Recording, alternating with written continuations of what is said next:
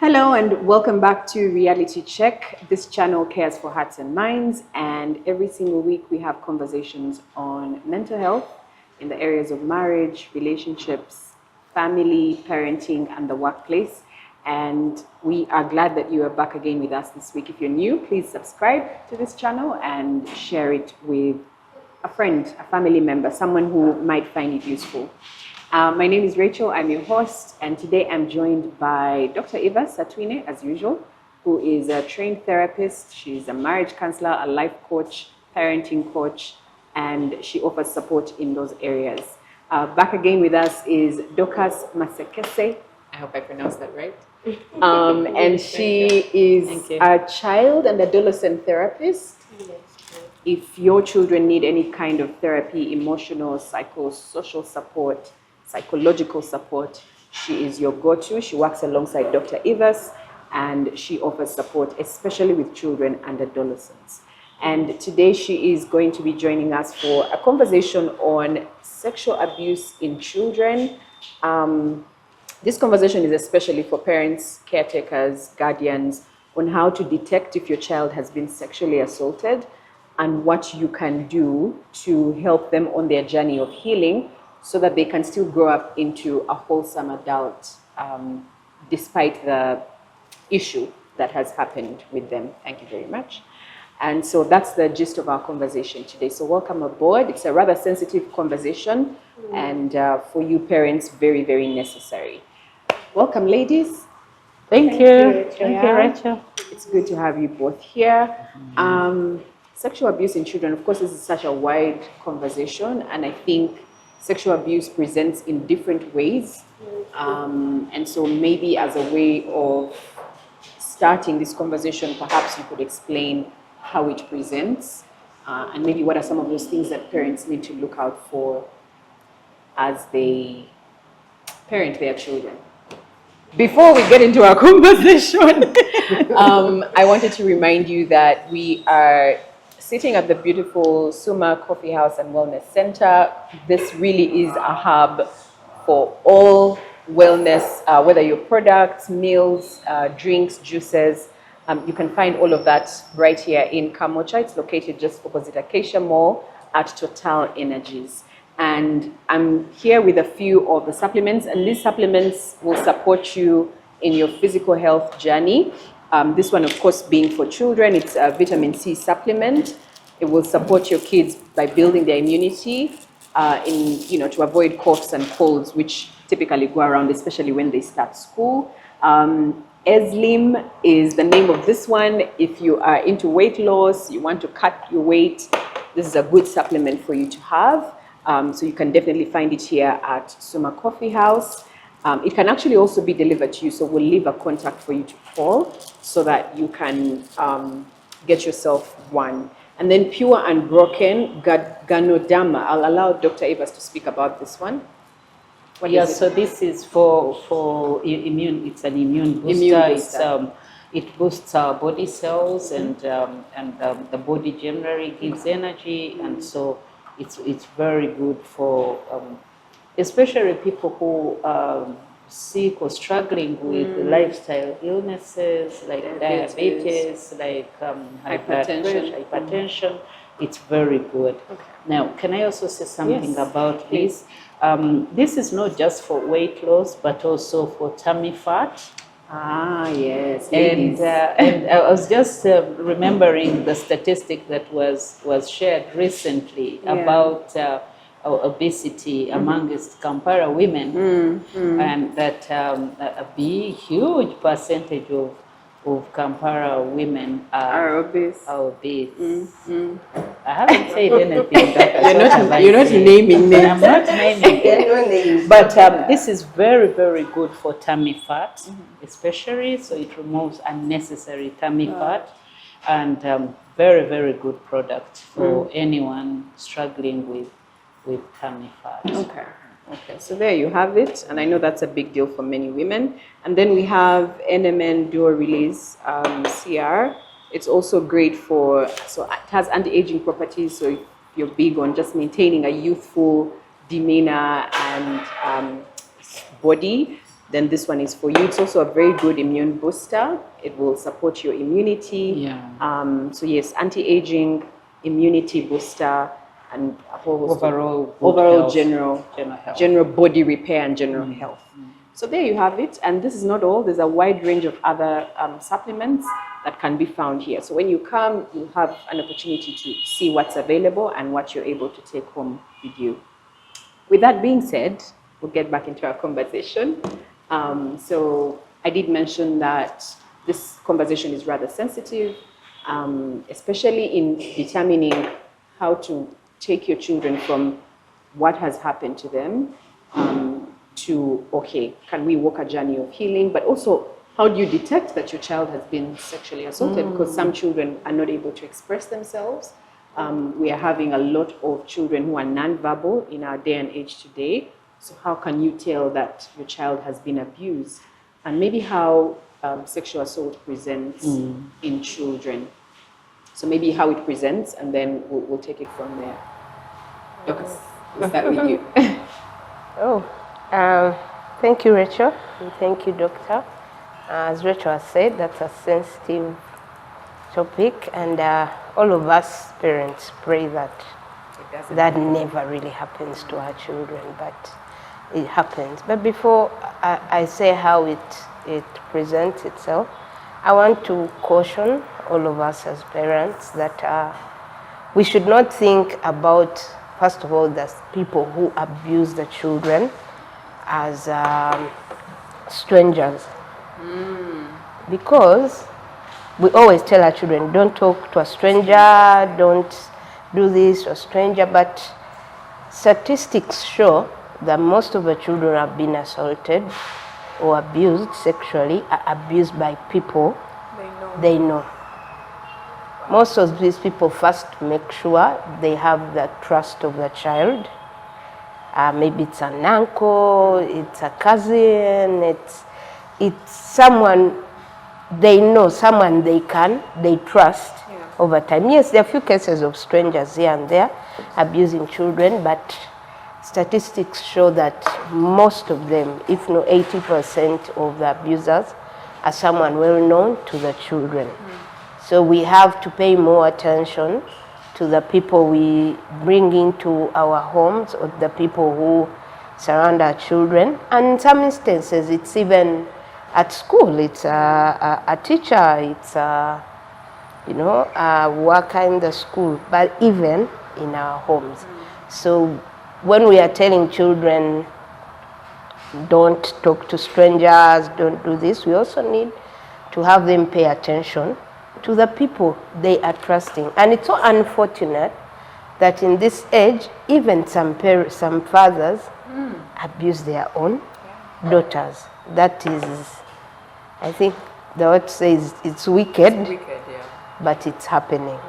So let's not think about abusers as some strange people from, it can be someone within the house, but also cases of, we have now the issue of blended families. Can be a stepfather, sometimes even a real father, but it can be a stepfather. It can be even a brother or an uncle. But all that comes because sometimes we've not educated our children about some things to watch out for by themselves. Though I also need to say that even if you educate them, it can still happen. But still, they say for a wound is for armed. Yeah. So we need to talk to our children and basics like let's start with bad touches as a basic. As in each of our children, whether from as young as, if they are able to go to school, to nursery or kindergarten and learn something, then we can talk to them about things like bad touches. That's like for foundation beginners, or we should be able to have that conversation as a parent. What does it mean for bad touches? And they will tell you. Actually, that's homework for every parent.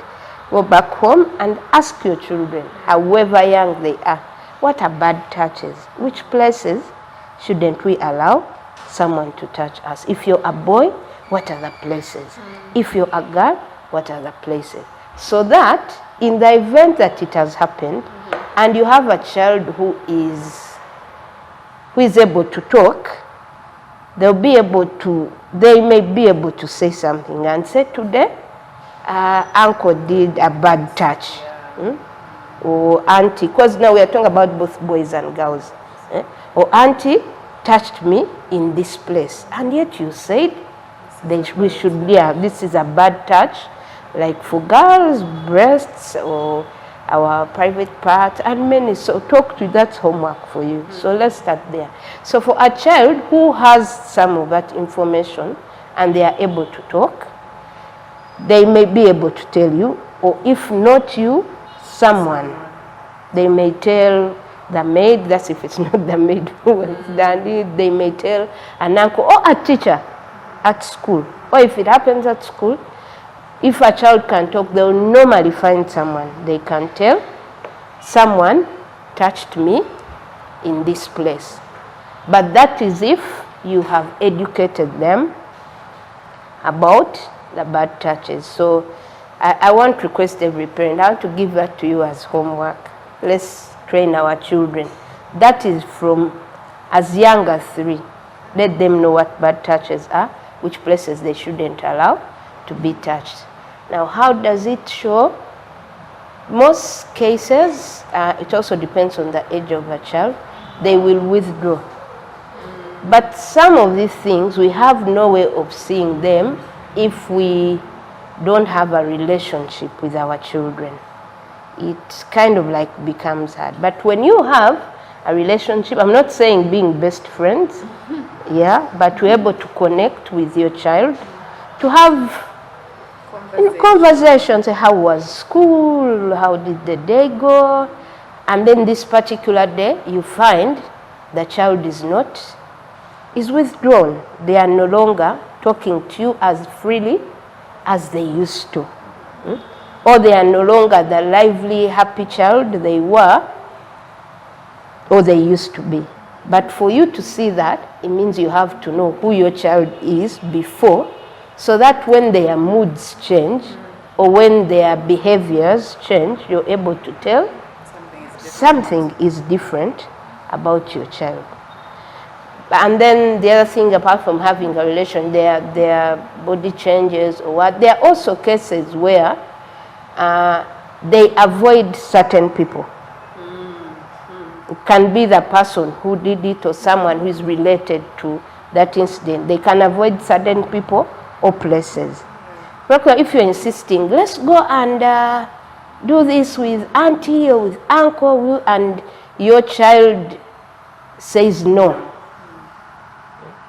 Sometimes there's a reason. It may not be sexual abuse all the time, but if you're forcing your child to be with someone, to spend time with someone, to visit someone, or to talk with someone, and they insist no, I think we need to pay attention or to ask, why have they refused to interact with this person?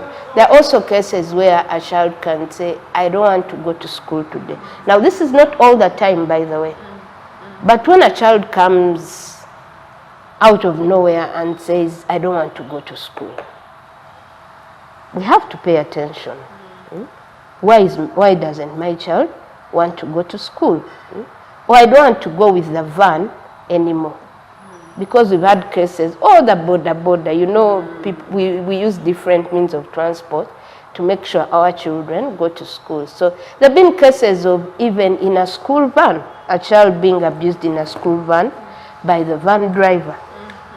There's even been cases of the borders who, those are the motorcycles who take children to school. They've also done that. So if your child says, I don't want to go to this place, I don't want to see this person, or they may not directly say, I don't want to see this person. But when you say, today won't you go, or even the neighbor, won't you go and play at so-and-so's place? And the child says, no, I don't want to play, or they may not say that. Let's pay attention to that. that's their way of telling that something is happening. But also school, like I said, because some of these things happen in school, sometimes even with fellow children. And in some cases, how it shows that when the younger ones, they start doing the same thing which was done to them, at least they try to mimic it in their fellow children.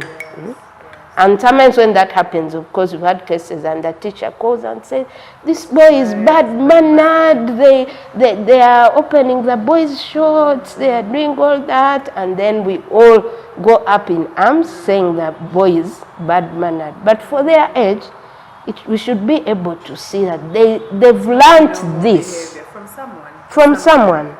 Because that's not a behavior which we say you've been born with or you're born when you know. So there are instances where the child will mimic whatever was done to them to another child, another person. I think now it's a good start. Yeah, Dr. Ellis. Yeah, so thank you, Dorcas. I think Dorcas made a very profound statement about people who abuse, perpetrators of sexual violence in children. This is research, actually. Research shows that people who abuse children sexually are the closest. And so we need to pay attention to this as parents. But she also reminded me of something we need to teach children. It's about defining boundaries, you know, being able to lay boundaries as they relate. And I remember when we were teaching children, and I think we should say this to benefit parents, helping children to mark their safe space, private. It's called private space. So if a child does, I teach mine, so stretch your hands like this and put your hands behind and do this. This is your private space. Now, so we start naming the things that are in this private space. What is there? So this private space, this is your body. So this is your private space. What is there? Your breasts, your private parts. Your parts. So they name their parts. But most importantly, they need to know that in this private space, not everyone is welcome. Yes. Right? Not everyone is welcome. So parents engaging children in identifying the people that are welcome to this space and those that are not, whether boy or girl. So they talk about it. Now, you'll find that, for instance, parents who encourage children to be bathed by house helps, that's also another big thing, by the way. This is not even in children. I think I've talked to an adult who, in a very Christian home, I think the dad was a bishop and all, he shared this experience on air, I think. He was abused by a house help who they trusted so much. And he shared that from age 4, he was being abused by this house help. And this is a house help who stayed the longest. You see? And so it started with bathe him, and so the parents, later on she became like a mom of the family. And so then she started really abusing this child. Now when he grew up, he started getting, because now it became like an official relationship, and so by the time he turned a teenager, he was exhausted by the whole thing. And so he couldn't tell the parents, and that's another point I want to mention. So he got depressed, and he actually attempted suicide. Now what happened? So this brings me to my second point. Perpetrators always threaten children. Yes. If you tell. If you tell. Oh my goodness. And they threaten with The most vile Can thing. be very Yes, I'll kill you. Yes, You know, there's one who was sharing that the house help brought out a knife and said, "Do you see this knife?" So the child keeps in that state of fear, Yes. and they can't talk. Now, what Dorcas was talking about as parents being sensitive and really intuitive and seeing what could be happening, very discerning, it's very important for parents to do this, because while we trust people, we probably don't trust them completely. Yeah, so especially when someone is from outside of your home, and you don't know how they were raised, what they deal with, because I mean, think about the people we employ, for instance. Even the borders, you know, the way we are quick to entrust our children with these people and then surrender. Are you really mindful of this person taking your child? Is the child, if they were abused, are they able to communicate? So we need to be very careful about perpetrators.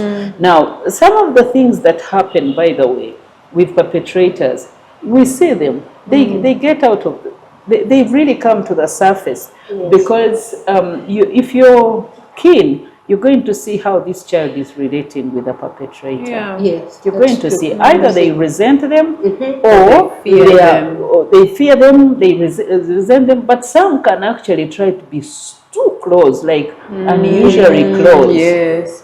You see? So whether it is an uncle or a house help or you know, whoever, if you're keen, you can tell that this relationship is not normal. Yes. Yeah, because you see, emotions don't lie. Yes. So you can always tell that Something. what is this closeness. Yeah. So that's why parents have to be in the lives of children. Now, I know that we've jumped the gun, but I think, Rachel, can you allow me to emphasize the issue of presence? Go ahead. Because parents' presence avails much. You talked about the questions we ask when we pick children from school, for instance, but also in our usual interaction, because I think I've mentioned here, Rachel, that you can be a parent, you sleep home every night, but you are an absentee parent. Now, regarding this, now, in respect to what we are talking about, you're not able to get details about some of these things if you're not fully present in the life of a child. What does that mean? Be there to help the child, first of all, to connect with the child. Yes. Because children can't share some of these things when they are not close to you. They can't. They can't. And what Dorcas mentioned, that we dread this. We pray that no one touches our child, abuses them and all. But when you think about knowing, now, as a parent, would you rather know, would you rather, that's another conversation. But when, for you to know and to deal with it, how do you know? The starting point is having a relationship with the child. Very true. Do you have a relationship with the child that they can trust a you? present parent. Yeah, because you can't have a relationship when you're not present. Yeah. So, because when you're not present, you are a stranger. So you can't have a connection when you are a stranger. No one connects to a stranger. So children are not able to share such sensitive matters with strangers. Which strangers may be parents. Which strangers may be parents. Sadly. So they are likely to look for someone who they actually find more receptive, Yes. more empathetic, and all. So the connection that I was talking about, it is in the presence. But even when you're present, how do you respond? How do you receive that? A child looks at you and goes like, if I share this with you, they'll kill me. And we hear these statements a lot. Now, when a child connects with you and tells you, for instance, this is deep, this is painful, if they share this painful experience with you, definitely how do you react? Now, we can't sit here and say, oh, be perfect, respond nicely. Because both, in this case, both parents and the children and the child or children, they are going to be struggling. Very true. Yeah. So how do you establish a relationship, making sure that should this happen, or maybe there are signs it's likely to happen, then you can avert it. You see that? So presence, a parent's presence, to be able to talk to the child. But also what she mentioned, engaging children in some uncomfortable conversations. Because we love to be logistical. How was school? Did you do your work? We don't even ask about the teachers. But what kind of conversations we have with children? And I found it very interesting. Every time we really get deep, children are willing to share. Yeah. Yes. Yeah. Mommy, do you know? They will always use some other people. Do you know those people are really dangerous? They are saying bad words. But then you're like, when they were saying bad words, where were you? You see? Yeah. So it could start from that point where you're able to ask, like, who treated you well, who didn't treat you well, what happened, anyone behaved well, anyone behaved bad. They'll say, those people are hell. But then you will find that then a child considers, oh, you are interested in my life. Then you share. Yeah. So it begins with establishing that kind of relationship.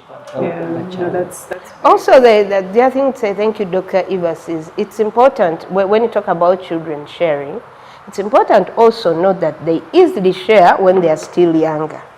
Yes. As they grow because older. As they grow older and become teenagers, if you were listening to the younger them, they'll likely tell you. They'll likely tell you when they are older.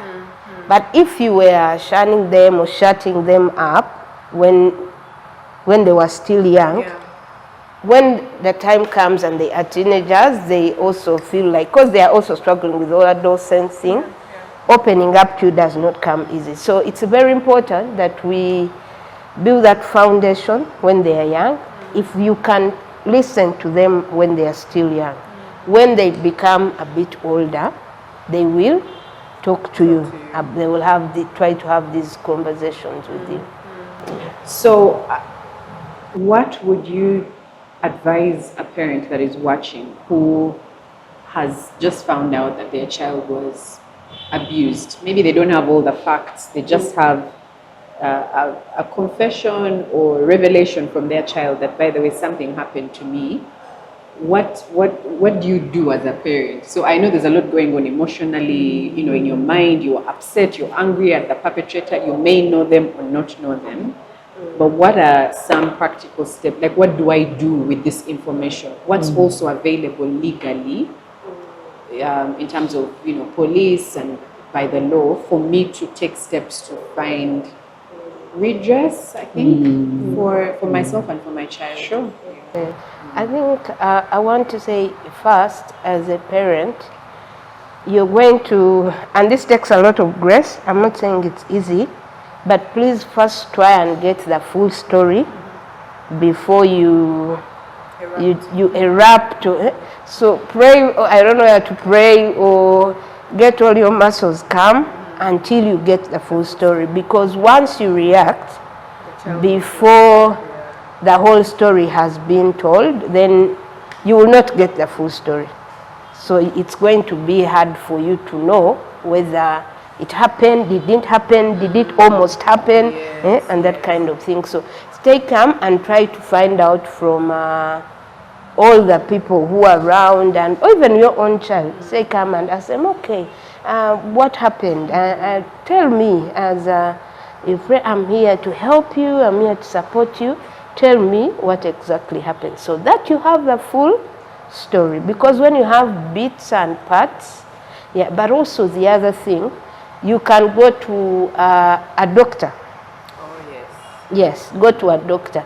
Because when you go to the doctor, and I think that's one of the other things, if you really feel like you're not calm enough and that kind of thing, go to the nearest clinic and see, have them checked or have a doctor talk to them, then that doctor may refer you therapy or that kind of thing. But let a doctor be, as a doctor is talking to them, then you'll probably be picking up your strengths and that kind of thing. But the whole issue of taking them to the doctor is so that you have the full story. Once the full story does not get out, it will be so hard to help in the healing process, because you'll keep on asking yourself questions which are not being answered, and now probably the child is not in a state where they can talk. If they have friends, they were friends they play with or something like that, you can also try to talk to their friends so that you get the whole information.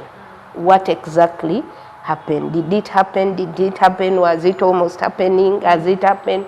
Who is it? And that kind of thing. So getting the full story is very important. Yes. Yeah. Okay. Yes, I'll build on that too. It's very hard, as I said. No parent wants to, I mean, we always say God forbid.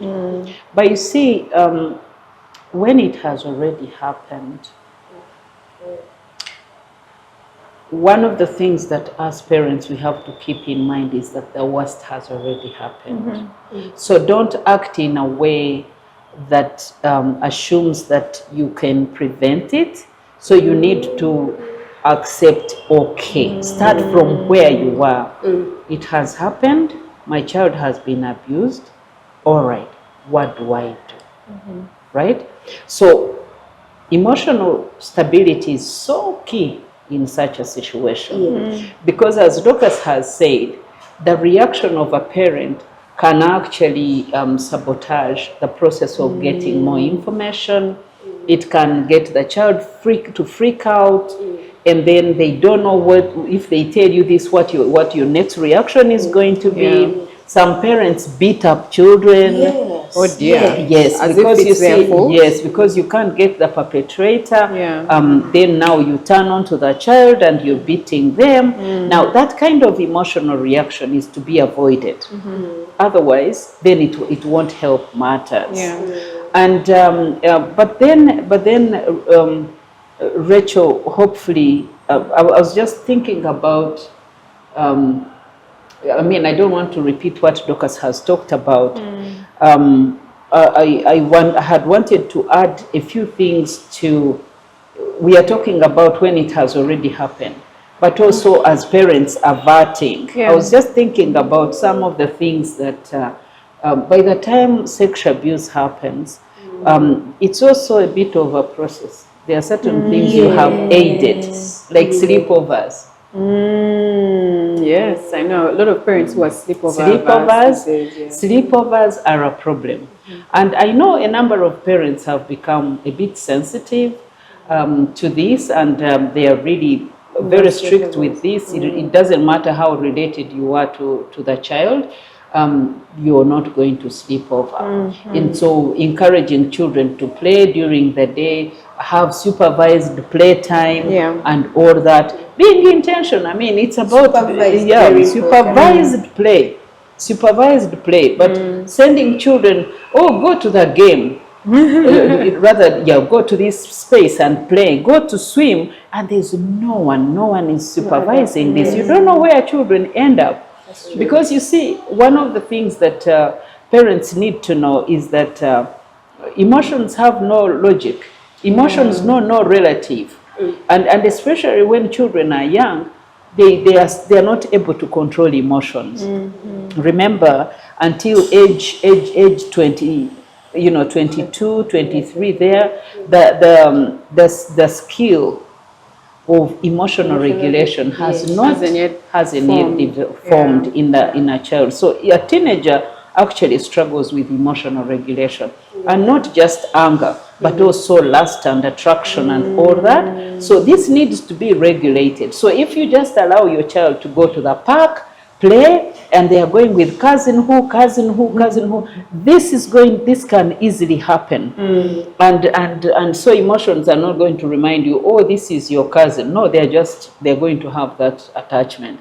So parents being really, really intentional about this. I remember one of the things I encouraged our children to do, not to do. Like, you've seen cousins when they are seated, this one is carrying this one on their laps, another one is carrying, no, that is dangerous, absolutely dangerous, because you see, it's creating warmth and that body contact, and so in their heads again, they are not able to regulate emotions. So they can easily, that's how abuse, Now, so then of course, encouraging a child to speak, to share, talking to children and encouraging them to share.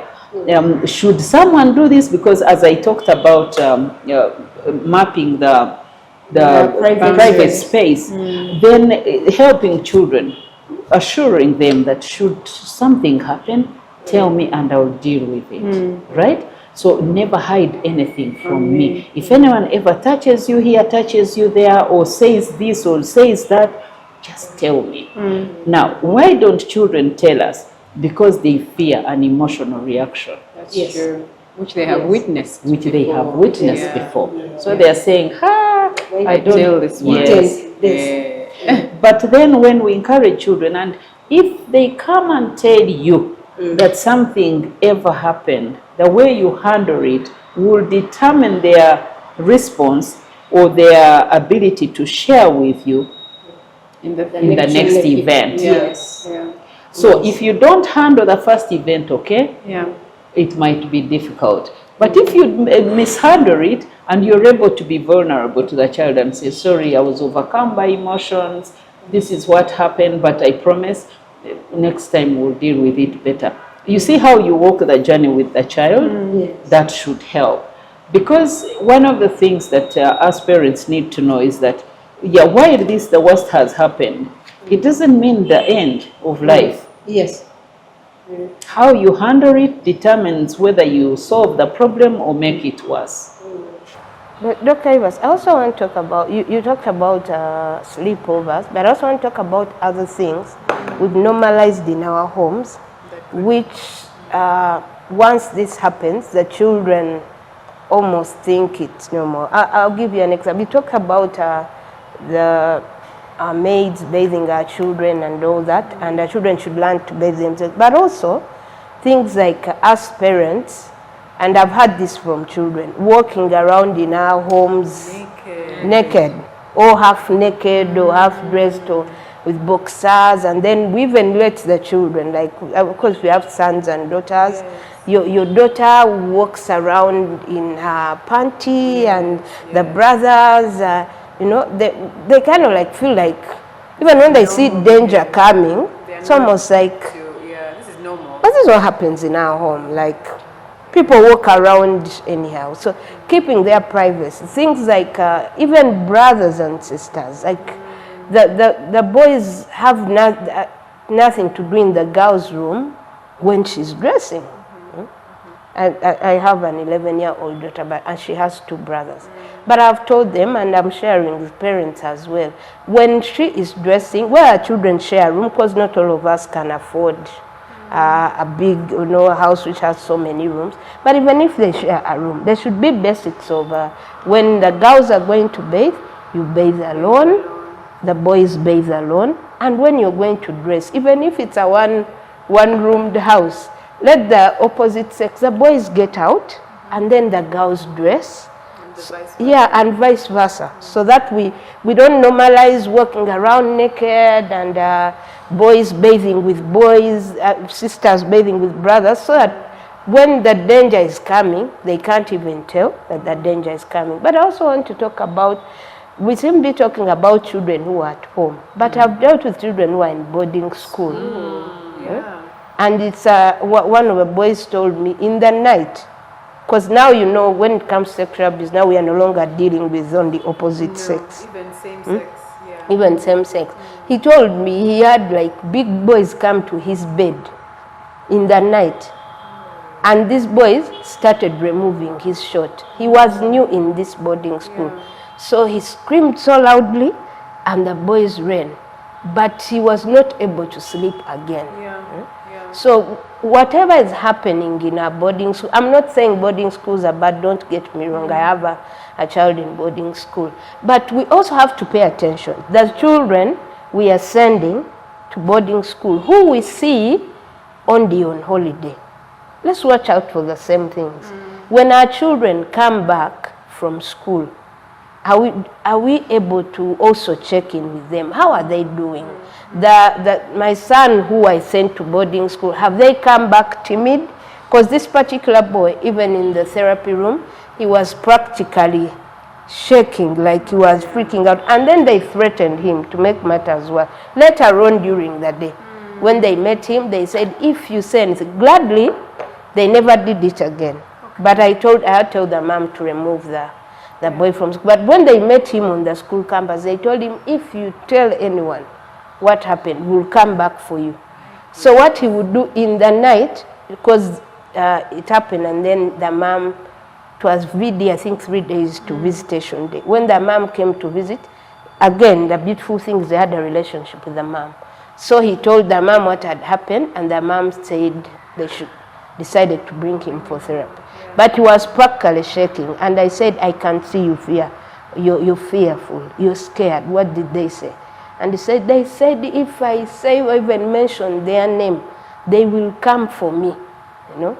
Like doctor said, they threatened. So, and that's not the only case I've had in boarding school. If we think bullying is only taking grab or stealing or what, there are these sexual things have escalated. There are sexual advances, and some of these schools, I don't know, they say there are cameras and all that, but I don't know. These things are happening in these boarding schools. So in this case, you take your child to a boarding school, you know they are safe, but then they come back and someone has attempted to do that. So let's also watch out, but I also request all of us in these schools to pay attention to our children, to what is up. The bullies threaten people.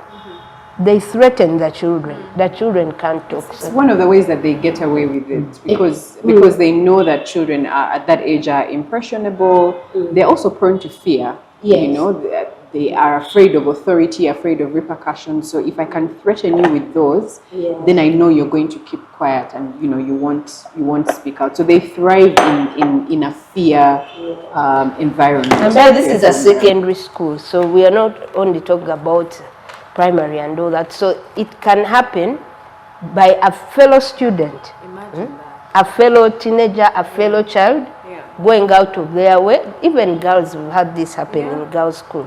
So it's not only adults who are abusing the children, but even children abusing fellow children. And now that even makes it harder, because even when you go to the law, I don't know how they address that issue. When a juvenile has abused a juvenile, the dynamics are... There's a juvenile court. There's a juvenile court, yes. But it would have been nice, of course, to hear from a legal perspective, how is that handled? Which leads me to my next question to the both of you.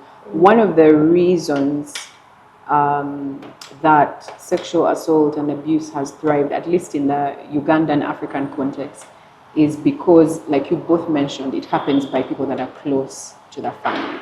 So there's an element from the parent of the victim wanting to seek legal redress, but also being mindful, but wait a minute, it was the uncle who abused. So how do I go take my brother or my cousin to the courts of law to get justice for my child? It's going to destabilize the family, you know, and that's why a lot of the victims are shut down. It cannot be. You're accusing your uncle falsely, or you're accusing your stepdad falsely. How could you do so? How could you say something like that? And so I wanted to speak to parents in terms of how do you balance seeking legal redress or seeking justice for your child, or accountability for that person to take accountability for their actions, while also focusing on your child's emotional well-being and helping them on that journey of healing, because this thing has happened to them, you know. How do you strike that balance? Maybe I'll go first there. One of the things we need to know is that there are emotions involved. Definitely, whenever such a thing happens, the immediate thought is to seek justice. Got it. But then it's bigger than that. Yeah, there are emotions involved, there's the future of this child involved, there is so much, there's relatives. How about if they are abused by fellow siblings? Ooh, Yes, it also happens. siblings. Yes. I think you remember during COVID, we had a family where 3 daughters were impregnated by their brother. What is that? Do you remember that? Yeah. Yes. It happened. Do you see how complex it is? So do you bundle up this boy and throw him in jail? And so it is quite complex. That's why I was saying that it needs to be managed with as much sensitivity as anyone can possibly imagine. Yeah. And so, number one, stability, as I mentioned, analyzing it, making sure that you have sufficient information, because information is going to determine action. And then also to sit and analyze options, right? So the only option can't be taking someone to jail. court, yeah. That could be one of them. Yeah. But then analyze them. Now, every time we are doing options analysis, we see that the benefits we are going to get, but we also see the negatives. Negatives. Yeah, the effects, the negative effects. What is going to happen? Have you thought about it? Are you what have you put in place to avert the effect? Have you considered this and this and this and this and that? Yeah. Now, when you do your options analysis, maybe it could be bringing this person and talking to them and all that, because ultimately you need to heal, not to kill. That's true. That's You very see? true. Yeah, because this has already happened and you need to heal. You're going to heal hearts, you're going to heal all that. You have the physical healing, you have the emotional healing. So that it can't be, boom, let me just do this. No. So it's important that you do that analysis. Now, having said that, you could choose to take the legal Route. the legal route, and you can, there are systems like family unit. Yes, at police. Yeah, at police. Yeah. So if you open this up, again, family unit, going to police doesn't mean that now You resolve the issue. yes. Yeah. So, and I know that family unit at police, family and child protection unit, they also have counselors. Yeah. Yeah, they have counselors, and that's why I encourage people, please utilize counseling. Utilize therapy, because there they also don't just get someone, send them to jail. No, they go through the whole process. They do reconciliation, they do counseling of the child, they try to heal and all. So it is very, very important that parents then go through that process. Don't truncate it. Don't try to shortcut and make sure that you feel satisfied. Yeah. But you as a person, you need to know that there are all emotions and like so many lives at stake, and so it's very important to consider that. And definitely, when you go to police, then you can pursue again that route and go into the legal processes. But I also want to ask parents to also speak to professional therapists. We'll talk about that at the end. Yeah. And but before that, I also want to add, before you take any steps, get the child out of danger. How does this look like? Sometimes it may be, if you're still living with this person, the perpetrator, get them out of the child's life. We are assuming this is your home, and that's assumption. But also in the event of, like a boy, I told you, it's boarding school. Worst case scenario, for that boy, I straight away told the mom, if this boy keeps in that school, that trauma is going to continue to increase. So get him out of that school. So it's important to get the child to safety. If they've been living at their uncle's place and it happened there, and you can get them another place, do that. So before you run around and do anything, make sure they are protected. They are in a safe space, and then you can pursue. If you have to remove the perpetrator, do that. If you have to remove the child, remove it, so that by the time you take care of all these other things, this child is being taken care of, is in a safe space. Yeah, yeah, that makes sense. I just wanted to add something to the removing, securing the child. Securing the child is going to, I mean, she's talked about school, but also, let me talk about school. I've seen parents stranded.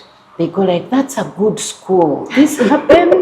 But that's a good school. Oh dear. Now, what we forget as parents is that this child has experienced trauma In that school, Yes. in that good school. So it may not be about the school; it could be about individuals.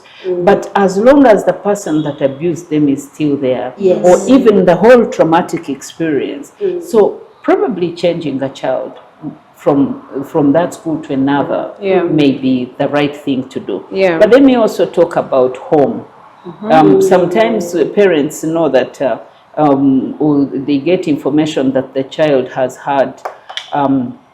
has been abused by someone at home, especially workers.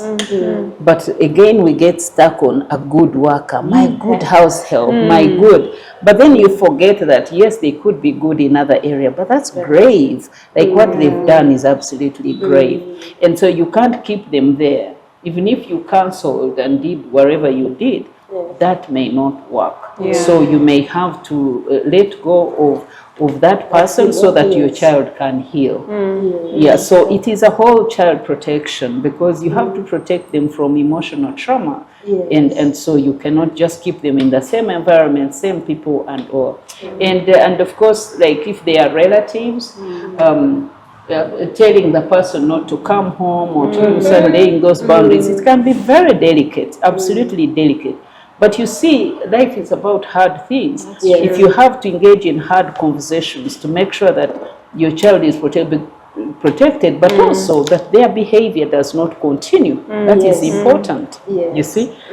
Yeah, so that's also something parents need to consider, that you need to call out people, you know, deal with hard conversations and do hard things, because you have to address the issue. If you don't, it can continue. And protect the child. I think that's the paramount thing. Go back to your primary role as a parent and now offer protection. Let the child see that my parent is actively trying to protect me and preserve me from this harm that could happen to me or that has already happened, and now they're responding to it. And sometimes that may also be had in cases where you're the mother and it's the father or stepfather.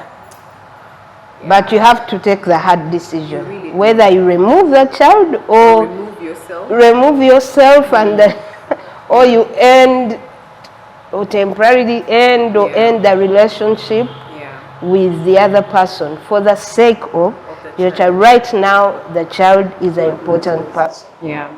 I love what you both said about an options analysis in terms of determining what do I do to protect my child, but also start the journey of healing. What would bring accountability, but also support my child emotionally. And at this point, I want us to talk about therapy, because that's what both of you do. How important is therapy in this journey? And I know that when something like this happens, typically when something happens with our children, we are like 98% able to resolve the issues. But there are things that happen to our children that are beyond you.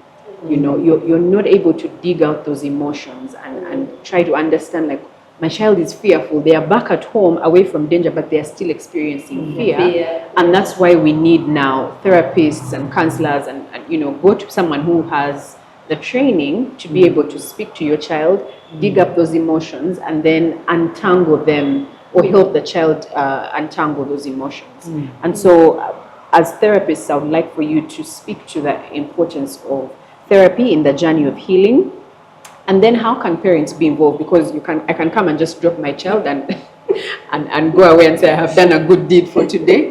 But how can they actively be involved in this journey of healing? And if you can share some examples, I think that would really be helpful, because there might be someone who is watching and they're like, I don't know what to do with my child. The thing happened 3 years ago, but we're still going through it as we wind up this conversation. Yeah. Okay, so therapy, actually both the parent and the child need therapy. Yes. This is true. Yeah, because it is a very traumatic experience. And so lots of brokenness, lots of pain, lots of trauma. And so they need to go through it together. And as I've said before, the child is running the race because they are the ones directly involved. Yeah. But the parent is hurting as true. well. And so both need therapy. So don't just drop off the kid at the therapy center and go back home. Or then you go to anger. You go to, because you see, like that options analysis I talked about, Rachel. That's not a cup of coffee. That's not something you sit and you're so smart and you do it. No, it requires. There are emotions involved, and so you need help as a parent. You need help to think straight. What do we do? You can easily make more mistakes. You can actually hurt the child even the more in an attempt to save them. So it's very important for parents to seek therapy. Yeah. But having said that, post-traumatic stress disorder is real in the child, especially when they process. Now, we see this later on in adults, especially those who will tell you, I hate sex, I hate marriage, I'm married, but I cannot, I can't. So that's how we roll back and are able to trace and find out that actually they were sexually abused when they were children. Now, so that PTSD, post-traumatic stress disorder, it's real, and there is counseling for it. Counseling for it, because it's not just talking the child out of it. Oh, be okay, that ended. I fired the person, now heal, be okay. It's not as easy as that. Yeah. The child needs to process this. Number one, to be able to understand how did they predispose themselves, Yeah. How did this happen? Or how did they get helpless? How did they find themselves in this? And then to process, how did you feel? How do you feel? So that whole emotional matrix that we do, and then they are able to say, oh, I hate this person, I feel angry, I feel. So we get into the I feel kind of storytelling. And then we analyze those emotions. We are able to find out, this person who hurt you, what do you think was happening to them? Are they normal? Are they not normal? So it's a whole therapy that has to happen. And so children need to be helped with that, and go through that trauma counseling. The trauma counseling, but also empowering them to prevent the next occurrence. Because they can go through this. Remember, there is body involved. There's also soul involved, because the experience they've had has attached on their souls, and so they need to process a lot, and so they need counseling. There's no one who just snaps out of like sexual abuse and then they are okay. So parents knowing that that can happen. Maybe I should also say this, Rachel, parents to get over guilt. Because one of the reasons they keep it to themselves, don't talk about it, guard the children, hide them behind, is that they're saying, if anyone hears, how will this be perceived? How will I be perceived? So parents getting over the guilt and shame and coming out to address the issue. Also, there's this statement we've had over time, hurting people hurt others. But I want to make it broader in the sense of what it means for therapy. Hurting people, in this case, we mean unhealed people. Hurt others. But let me take it further and say damaged people. Damage others, like permanent. Okay, let me now reshape it again. Like hurting people hurt others temporarily. but emotionally damaged people damage others permanently. You know? And like what Dr. Evers has said, this may be some of the cases we are dealing with in marriage, because the marriage can't work. Because I'm already damaged, so we have damaged people getting married to damaged people. It's not only marriage, it's in our workplaces, it's in failure to keep a relationship, it's in failure to keep work because you're angry. Because when you don't heal some of these things, you can end up bitter, angry, and then you form certain belief systems about issues, about marriage, about relationship. The statements people throw around, all men are what? All women, those are coming from a place of hurt. So when we do not get professional help and we think we are, you know, I thought through it, I've abandoned it and all that, it will come back in another way. We'll hurt other people, we'll hurt our loved ones, we'll hurt the people we work with, because unconsciously we pass on this pain to them. So we have the cycle of hurting people, hurting others, damage people, damaging others. So if we want to end that, we need to get that help at that point, so that later on it does not affect us or affect the people we will live with, work with, and that kind of thing. Yeah. Okay. Thank you both. I think so many takeaways to get from this particular conversation. I think for me the key one being, if it has happened, both the parent and the child need therapy, need to talk to someone, because this is just beyond you. And life happens and you need the support to be able to make sense of what has happened and how you can then come out of it. So I really appreciate you, Dorcas and Dr. Evers, for giving us this information. And if you are watching this show and you are a child or you're a parent to a child who has been abused, there is help, so please take advantage of it. You can make an appointment with either Dorcas or Dr. Evers and just make time for you and your child to come and receive that support. If you're an adult and this happened to you when you were younger, of course, we deeply, deeply empathize with that. And we hope that even now, it's not too late for you to take advantage of conversations with therapists to find the healing that you need, so that you can be a wholesome person, have healthier relationships going forward. So thank you for joining us. Of course, let us know in the comments, give us feedback on what has stood out for you, what has resonated with you. We always love hearing from you. And of course, anything else that you'd like for us to discuss on this show, we love receiving that feedback. Until next week, stay well, stay healthy, and keep it reality check. Bye-bye.